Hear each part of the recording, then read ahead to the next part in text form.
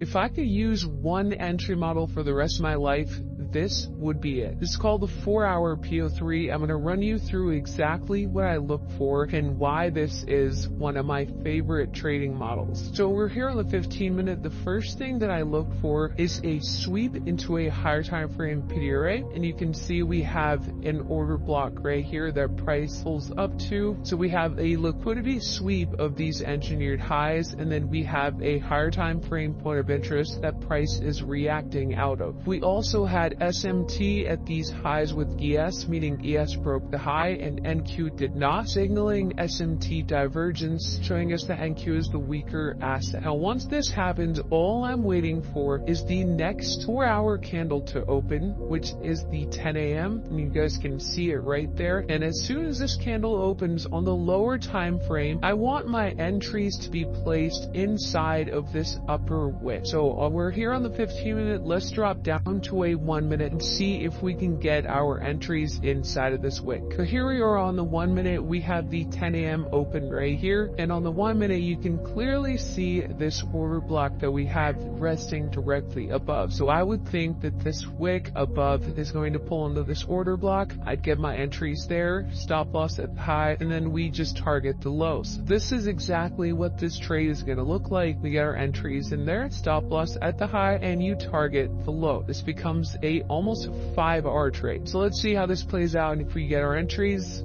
here you go. So our entry would take place right there, and there's the trade complete.